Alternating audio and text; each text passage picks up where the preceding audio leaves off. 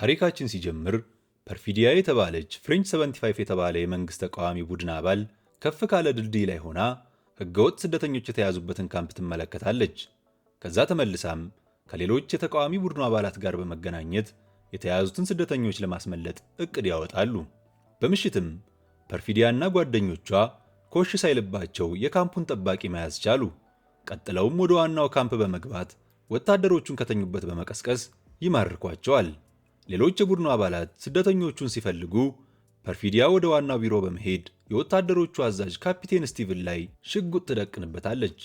ፐርፊዲያ በጩኸት የሷና የጓደኞቿን ዓላማ ብትነግረውም ስቲቭን ግን በእሷ ከመቀንዘር ውጪ ምንም አልሰማትም። ፐርፊዲያም እሱንም እንደታጋጅ ከቢሮ ይዛው ትወጣለች። ተቃዋሚ ኃይሎቹ ስደተኞቹን በአንድ የጭነት መኪና ሲጭኗቸው ፐርፊዲያ ለፓት በሬዲዮ ትዕዛዝ ታስተላልፍለታለች። ከዛም ቀደም ብሎ ያዘጋጃቸውን ርችቶች በመተኮስ ማደናገሪያ ይፈጥራል። ሁሉም ወታደሮች በአጥር ውስጥ በተዘጉበት ሰዓት ስቲቭን ፐርፊዲያን በቅርቡ እንደሚያገኛት ይዝትባታል። ፓትም ወታደሮቹ ወዳሉበት የጭስ ቦምብ ወርውሮ የአምባገነን አገልጋዮች መሆናቸውንና ለውጥ እንደሚያስፈልግ እየተናገረ ወደ መኪናው ይሄዳል። መኪና ውስጥም ፓትና ፐርፊዲያ ይሳሳማሉ። ተቃዋሚዎቹም መሳሪያ በመተኮስ ድላቸውን ያከብራሉ። ከዛ ምሽት ጀምሮ ፓትና ፐርፊዲያ ፍቅረኛሞች ሆነው ቀጠሉ። ፓት ተቀጣጣይ ፈንጂዎችን ሲሰራ፣ ፐርፊዲያ ደግሞ ከቡድናቸው አቋም በተቃራኒ የቆሙ ባለስልጣናትን እየደወለች ታስፈራራለች።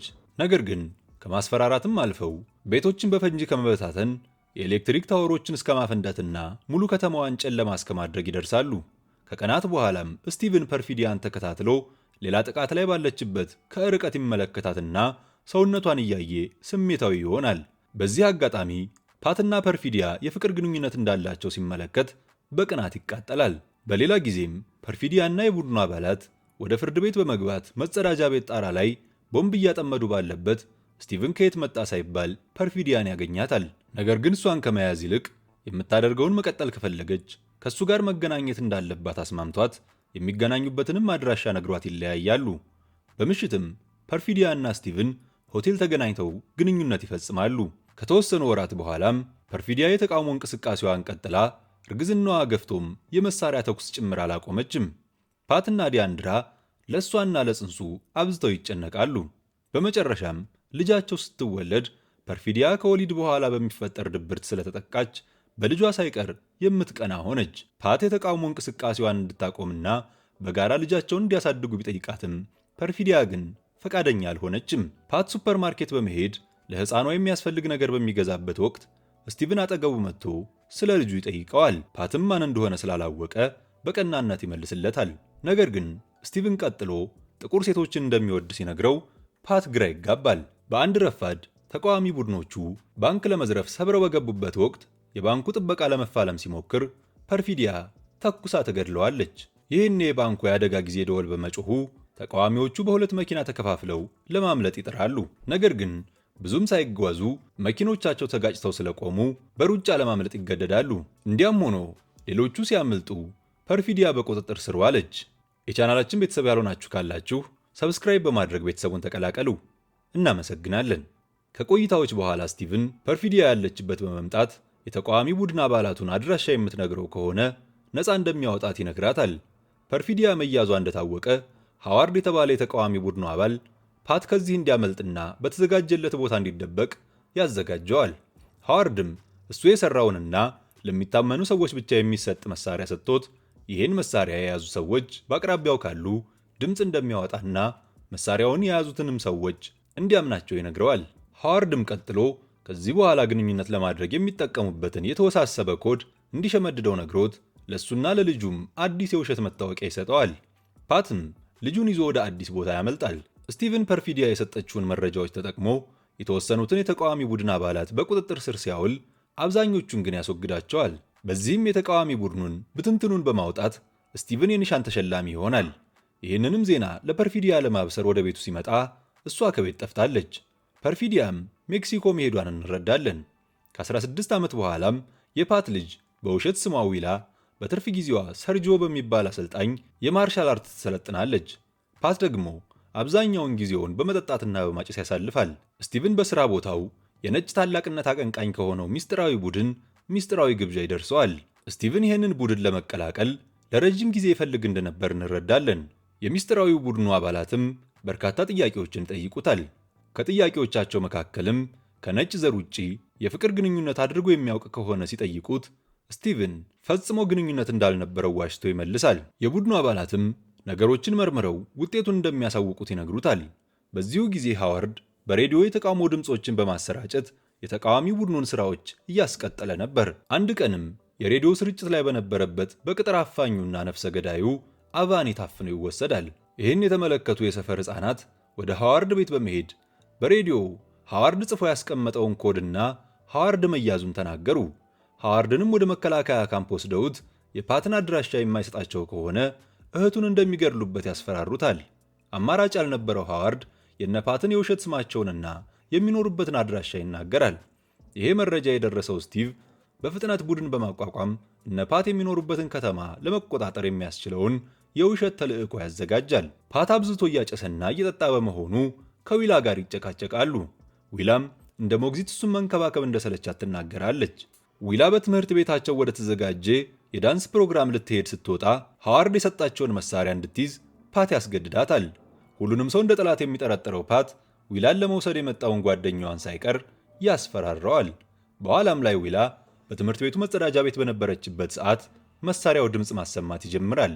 ዲያንድራ የተባለች የተቃዋሚ ቡድኑ አባል ተመሳሳይ መሳሪያ በመያዝ ወደ ዊላ መጥታ የተቃዋሚ ቡድኑን ኮድና የፓት ጓደኛ መሆኗን ነግራት ድንገተኛ ነገር በመፈጠሩ አሁኑኑ ከዚህ መሄድ እንዳለባቸው ታሳስባታለች። እነሱ ከትምህርት ቤቱ ሲወጡ ፖሊሶች ወደ ትምህርት ቤት ይደርሳሉ። በፖሊሶች ከመታየታቸው በፊትም በመኪናቸው ከአካባቢው ይሄዳሉ።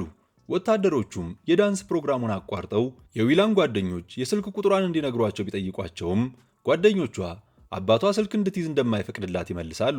በተመሳሳይ ሰዓት ፓት ከተቃዋሚ ቡድኑ ተደውሎለት የይለፍ ቃል ይጠየቃል።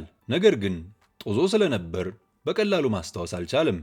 ከብዙ ጥረት በኋላ ትንሽ ነገር ማስታወስ ስለቻለ ሃዋርድ መያዙንና ስቲቭንም ወደሱ እየመጣ እንደሆነ ይነገረዋል። ፓት ዊላ አጠገቡ እንደሌለች ሲናገርም እሷ ደህንነቱ የተረጋገጠ ቦታ እንዳለች ይነገረዋል። ፓት ወደ አንድ የተለመደ መገናኛ ቦታ መሄድ ቢኖርበትም ቦታውን በመርሳቱ ሊጠይቅ ሲሞክር ስልኩ ይዘጋል። ወታደሮቹ ቤቱን ሰብረው ሲገቡም ፓትን ማግኘት አልቻሉም።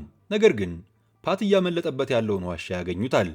የፈንጅ ባለሙያ መሆኑን የሚያውቁት ወታደሮች ግን ለመከተል አልደፈሩም። የጭስ ቦምብ መወርወሩን መረጡ እንጂ። ፓት ለመተንፈስ ቢቸገርም ራሱን ከመሳቱ በፊት ከዋሻው ለማምለጥ ቻለ። ፓትም የክፍያ ስልክ በመጠቀም ቀድሞ ወደ ተደወለለት ስልክ ደውሎ የመገናኛ ቦታውን ቢጠይቅም ሙሉ የይለፍ ቃሉን ማስታወስ ባለመቻሉ ጥያቄውን ሳይቀበሉት ይቀራሉ። ወታደሮቹ ቤቶችን፣ ሱቆችንና ፋብሪካዎችን መፈተሻቸውን ቀጥለዋል። ምሽት ላይ ሰርጂዮ ሚስቱ ደውላለት ስደተኞች እየተያዙ መሆኑንና እነሱም እንዳይያዙ እንደፈራች ትነግረዋለች። በዚሁ ሰዓት ፓት ሰርጂዮ ጋር ደርሶ እንዲረዳው ይጠይቀዋል። ሰርጂዮም ቤቱ ሊወስደው ይስማማል። በመንገዳቸው ላይም ፓት ስለ ተቃውሞ እንቅስቃሴያቸውና ስለ ዊላ እንደተጨነቀ ሲነግረው ሰርጂዮ ለምን በስልኳ እንደማይደውልላት ጠይቆት ዊላ ስልክ እንዳላት ፓት እንደማያውቅ ይረዳል። የሚያሳዝነው ግን ሰርጂዮም ቁጥሩ አልነበረውም። ዲያንድራ ዊላ ስለ ስቲቭን የምታውቅ ከሆነ ስትጠይቃት ፓት እናቷን የገደላት እሱ መሆኑን እንደነገራት ትመልሳለች። ፐርፊዲያንም እንደ ጀግና እንደምታስባት እንረዳለን። የከተማው ነዋሪዎችም የወታደሮቹን ወደ ከተማው መምጣት በመቃወም መንገድ ዘግተው ሰልፍ ይወጣሉ። በወታደሮቹ የተዘጋጀ አንድ ሰው ተቃዋሚዎቹን በመቀላቀል ወደ ወታደሮቹ አቅጣጫ ተቀጣጣይ ነገር ይጥላል። ይህኔ ፖሊሶቹ የጭስ ቦምብ በመተኮስ ወደፊት ይንቀሳቀሳሉ። ሰርጂዮ በመንገዳቸው ላይ ያገኘውን ቢጄ የተባለ ወጣት ያሉት ስደተኞች በተለመደው ቤተክርስቲያን እንዲደበቁ እንዲነግራቸው ይልከዋል። ሰርጂዮ እና ፓት በሰርጂዮ ሚስት ሱፐርማርኬት እንደደረሱ ሰርጂዮ ወደ ላይኛው ሚስጥራዊ ክፍል በመሄድ የደበቃቸውን ህገወጥ ስደተኞች ወደ ቤተክርስቲያን ለመሄድ እንዲዘጋጁ ነግሯቸው ፓትን ይዞት ቤቱ ይገባል። ሰርጂዮ ያለውን ጥሬ ገንዘብና መሳሪያ ሲሰበስብ ፓት በተደጋጋሚ በመደወል መገናኛ ቦታውን እንዲነግሩት ቢጠይቅም ኮዱን ስላልነገራቸው ምንም ሳይነግሩት ይቀራሉ። ፓትም በንዴት ኦፕሬተሩን መሳደብ ይጀምራል። በመሃል ዋናውን ባይሆንም ሌላ ኮድ ስላስታወሰ ሱፐርቫይዘሩን እንዲያገኙ ይፈቅድለታል። ሱፐርቫይዘሩም የፓት የቅርብ ጓደኛ ስለነበር አንዳንድ ግላዊ ጥያቄዎችን ጠይቆ ፓት መሆኑን በማረጋገጥ ዊላን የት እንደሚያገኛት ይነግረዋል። ሰርጂዮ እና ሚስቱ ስደተኞቹን ወደ ሚስጥራዊ ዋሻ በመውሰድ እንዲያመልጡ ያደርጓቸዋል። ወታደሮቹ ሱፐርማርኬቱ ደርሰው ሻተሩን ገንጥለው ወደ ውስጥ ሲገቡ ሰርጂዮ ለፓት መሳሪያ ሰጥቶት ቢጂ ፓትን ከከተማ እንዲያስወጣው ይነግረዋል። ከዛም ሰርጂዮ ከስደተኞቹ ጋር ይሄዳል። ወታደሮቹ ወደ ፎቁ በሚወጡበት ጊዜም ፓትና ቢጂ በጣራው በኩል ያመልጣሉ።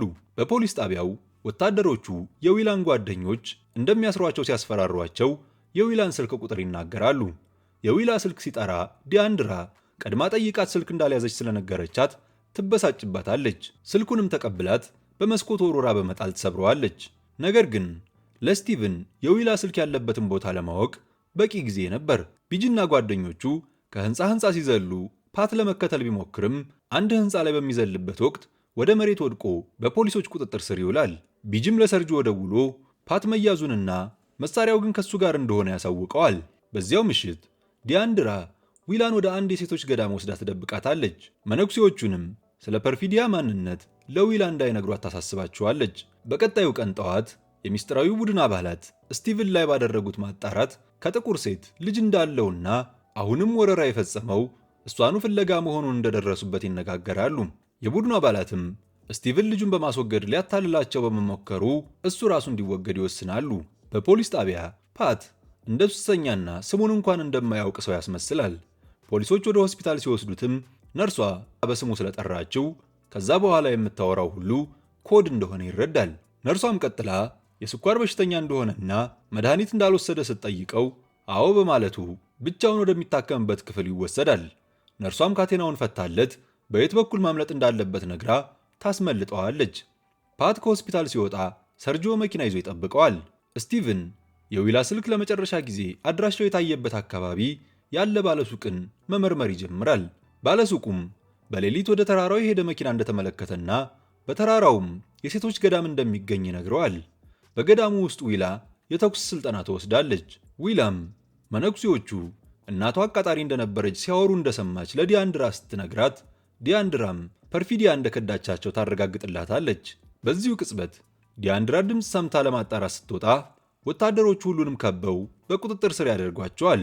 ስቲቭን ከዊላና ከሱ አፍ የዲኤንኤ ናሙና ወስዶ ማሽን ውስጥ በማስገባት ውጤቱ የማይመሳሰል ከሆነ እንደሚለቃትና የሚመሳሰል ከሆነ ግን ችግር እንደሚገጥማት ይነግራታል። ዊላ ውጤቱ ምንም ይሁን አባቷ ፓት እንደሆነ ትነግረዋለች። ማሽኑም ምርመራውን ሲጨርስ ዊላ የስቲቭን ልጅ መሆኗን ያረጋግጣል። በመንገድ ላይ እነ ሰርጂዮ በፖሊስ ስለታዩ ሲያሳድዷቸው ሰርጂዮ መሳሪያውን ለፓት ሰጥቶት ከመኪናው እንዲዘል ፍጥነቱን ይቀንስለታል። ነገር ግን ፓት ለመዝለል ባለመድፈሩ ሰርጂዮ ከርቭ ላይ ገፍቶ እንዲዘል ያደርገዋል። ፓት ጉድባ ስር ሲደበቅ ፖሊሶቹ የሰርጂዮን መኪና ተከትለው ያልፋሉ። ፓት ከፓርኪንግ ላይ መኪና ሰርቆ ወደ ገዳሙ በመሄድ ከፍ ያለ ቦታ በመውጣት ያለውን ሁኔታ ሲመለከት ስቲቭን ዊላን መኪናው ላይ ሲጭናት ስላየ ተኩስ ይከፍታል። ነገር ግን ኢላማውን መምታት አልቻለም። ወታደሮቹ የመልስ ተኩስ በሚያደርጉበት ጊዜ ስቲቭን ዊላን ይዞ ከቦታው ያመልጣል። ፓትም ወደ መኪናው ተመልሶ እነሱን መከተል ይጀምራል። ከተወሰነ ሰዓት በኋላ ስቲቭን አቫኒን አግኝቶ ዊላን እንዲያስወግድለት ቢነግረውም እሱ ግን ልጆች እንደማይገድል ይነግረዋል። ስቲቭን እጥፍ እንደሚከፍለው ቢነግረውም አቫኒ አልተቀበለውም። በመጨረሻም ሚሊሻዎች ወዳሉበት ቦታ እንዲያደርስለት ብቻ ሊከፍለው ይስማማሉ። ዊላ ከመኪና በምትወጣበት ሰዓት ስቲቭንን መታው ለማምለጥ ብትሞክርም ወዲያውኑ ስቲቭን ይዟት አቫኒ መኪና ውስጥ ያስገባታል። በተመሳሳይ ሰዓት ፖሊሶች ሰርጂዮን ሲይዙት እንደ ሰከረ ሰው ማስመሰል ይጀምራል። ፖሊሶችም መንገድ ላይ የጣለው ምን እንደሆነ ሲጠይቁት ቆሻሻ እንደሆነ ይነግራቸዋል። በመንገድ ላይም ስቲቭን አንድ መኪና ሲጠጋው ዞሮ ሲመለከት የሚስጥራዊው ቡድን አባል ቲም መሆኑን ይመለከታል። ቲም መስታወቱን ዝቅ እንዲያደርግ ነግሮት ጭንቅላቱ ላይ ሲተኩስበት የስቲቭን መኪና መንገድ ስቶ ይገለበጣል። አቫኒ ዊላን በሚሊሻዎቹ ካምፕ አድርሷት ሲመለስ ሚሊሻዎቹ ያሳዩት ስላልተመቸው ተመልሶ ዊላን ካሰረበት ፈቷት ሚሊሻዎቹ ላይ መተኮስ ይጀምራል። ፓት የስቲቭን መኪና ተገልብጦ ሲመለከት በድንጋጤ ሩጦ ደርሶ መኪናው ውስጥ ስቲቭን ብቻ መኖሩን ስላየ እፎይታ ይሰማዋል። ዊላ በፍጥነት ወደ አቫኒ መኪና በመሄድ ሽጉጥ ሰርቃ ወደ ካምፑ ስትመለስ አቫኒን ጨምሮ ሁሉም ሰዎች ሞተዋል። ዊላም የአቫኒን ቁልፍ በማንሳት በፍጥነት በመኪናው ከቦታው ትሄዳለች። ዊላ ዋናው መንገድ ላይ መጓዝ እንደጀመረች ሌላ መኪና እየተከተላት እንደሆነ ታስተውላለች። ቲም እሷንም ለማስወገድ እየቀረበ ነው። ዊላ በመንገዱ ወጣ ገባነት ተከልላ መኪናዋን መሃል መንገድ ላይ በማቆም ወደ ጥሻው በመግባት ትደበቃለች። ቲም በፍጥነት እየነዳ ፀሐዩም ከርቀት ማየት እንዳይችል አድርጎት ስለነበር መኪናውን በጊዜ ማቆም ባለመቻሉ ከዊላ መኪና ጋር ይጋጫል። ከመኪናው በሚወርድበት ጊዜም ዊላ የተቃዋሚ ቡድኖቹን ኮድ ስትጠራ ምንም የሚያውቀው ነገር ባለመኖሩ ተኩሳ ትገድለዋለች። በዚሁ ሰዓት ፓት ቦታው ላይ ሲደርስ ዊላ ከተደበቀችበት ወጥታ ይገናኛሉ። ስቲቭን ሞተ ከተባለበት አደጋ ነፍስ ዘርቶ መሳሪያውን ታጥቆ በእግሩ እየተጓዘ እንመለከታለን። ከጊዜያት በኋላም ስቲቭን ከምስጢራዊ ቡድን አመራሮች ጋር ተሰብስቦ ስለ ፐርፊዲያ ሲጠይቁት በመድኃኒት አደንዝዛው እንደተጠቀመችበት ይናገራል። መሪዎቹም ምስጢራዊ ቡድኑን እንዲቀላቀል መስማማታቸውን ይነግሩታል። ወደ አዲሱ ቢሮው ወስደውት በተዝናኖት ላይ ሳለ በክፍሉ ውስጥ መርዛማ ጋዝ ለቀውበት በሰከንዶች ውስጥ እንዲሞት ያደርጉታል። አስከሬኑንም በማቃጠል ያስወግዱታል። ፓት ፐርፊዲያ ደብዳቤ ጽፋላት እንደነበርና ነገር ግን እሷን ለመጠበቅ እንዳልሰጣት ለዊላ ነግሯት ደብዳቤውን ይሰጣታል። ዊላም ወዲያውኑ ማንበብ ትጀምራለች። ፐርፊዲያም ጥላት በመጥፋቷ ይቅርታ ጠይቃት በየቀኑ እንደምታስባትና ትልቅ ሰውም ሆና ዓለምን መቀየር እንደምትችልና ምናልባትም እንደሚገናኙ ተስፋ እንደምታደርግ ጽፋላታለች። ዊላም አባቷን በማቀፍ ደብዳቤውን ስለሰጣት ታመሰግነዋለች። ፓትም ለሱና ለዊላ ስልክ ይገዛል። የተቃዋሚ ቡድኖቹን የሬዲዮ ፕሮግራምም መከታተላቸውን ቀጥለዋል። በመጨረሻም ዊላ ተቃውሞ ላይ መሳተፍ ስትጀምር ታሪካችን ይጠናቀቃል።